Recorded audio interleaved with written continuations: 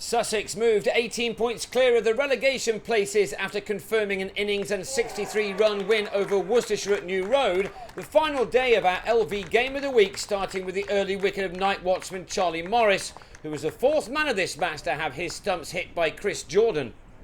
Worcestershire, who began the last morning on 59 for 3, still 241 runs away from making Sussex bat a second time, were never out of trouble. Alex Kidman, the fifth man out, when he was trapped in front by Ashard Zaidi for 6, the total now on 83 for 5. And an early conclusion to this match was on the cards when, 13 runs later, Ross Whiteley was trapped in front by Jordan, who, bowling with good pace, now had 7 wickets in this all-important match to put his side on the verge of a very important victory. Just his county's 4th of the summer and their first since they defeated Warwickshire at home back in May. Worcestershire themselves haven't tasted victory in this competition since they defeated Hampshire in early July, and a loss here, their 9th from 14 games, would see them rooted to the foot of the table with just 2 matches to go. The stats don't look too clever, but they have often produced some very good individual performances, and in 19-year-old Joe Clarke, they have a batsman who many are already saying will play for England before too long. This was to be a day for him, if not his team, to remember fondly. This was just his 9th first-class game, and he was at his 5th 50 from 12 innings with his 8th 4, which had him raising his bat after facing 90 deliveries. He is a batsman who appears to have everything, all the shots and an excellent technique and temperament, which has had some old pros such as Michael Vaughan singing his praises this summer. He was backed up well after lunch, the morning being reduced to only 7 overs because of rain, by Ben Cox, another young man who could be proud of his efforts this summer. Indeed, even given their lowly positioning in the table, the county has shown that they have everything to bounce back if, indeed, they are sent back to the second division later this month, and that is by no means a certainty just yet.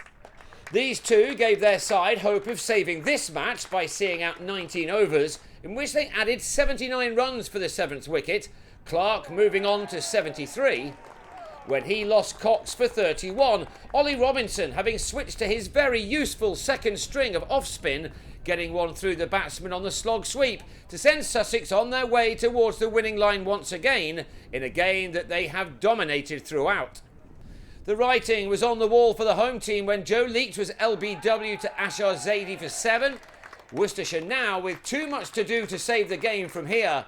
Sussex knew that they were closing in on a hugely significant win. Jack Shantry stuck it out with Clarke for long enough to see the young man get beyond his previous best score of 88, which was made against Yorkshire in Scarborough in July. He's also struck an undefeated 131 in the One Day Cup against Gloucestershire this summer. Clarke had made it to 97 when he lost Shantry at the other end for 13 just before the second new ball was due, as Shantry was trapped in front by Luke Wells in the first over of his new spell. Sussex were now just 1 wicket away, and Clarke was wondering if his 100 was now out of reach. But Syed Ajmal came in and blocked out the over, and then Clarke hit Jordan for his 14th 4 to get to 3 figures for the first time in the first-class game. After a successful winter playing in Australia for South Perth, Clarke earned his place in this Worcestershire team earlier on in the summer through sheer weight of runs, after he'd become the first player for the county to score 2 double hundreds for the second 11. This after he'd made his debut for Shropshire as a 16-year-old. Yep, you can expect to hear a lot more about Clarke in 2016 too. He was left unbeaten here on 104 as at 25 to 5, last man Ajmal in his last game for the county had his stumps hit by Steve McGoffin as Worcestershire were all out for 237 to lose heavily. The wicket shared around by 5 of the 6 Sussex bowlers employed by acting captain Chris Nash, who had a good game. The feelings would have been one of relief and excitement in the visiting dressing room. A long wait for a red ball win, finally at an end. And this is what it means as far as the table is concerned. Sussex jump above Somerset, who they still have to play at home, although with both the West Country men and Hampshire having a game in hand on them currently, but that being against each other in Taunton next week. The job then to stay up is not quite completed. Worcestershire are now in big trouble and will need to win their last 2 matches at Durham and at home to Middlesex in order to beat the drop. They lost this match by an innings and 63 runs, for which they collected only 2 points, while their opponents claimed the maximum number of 24.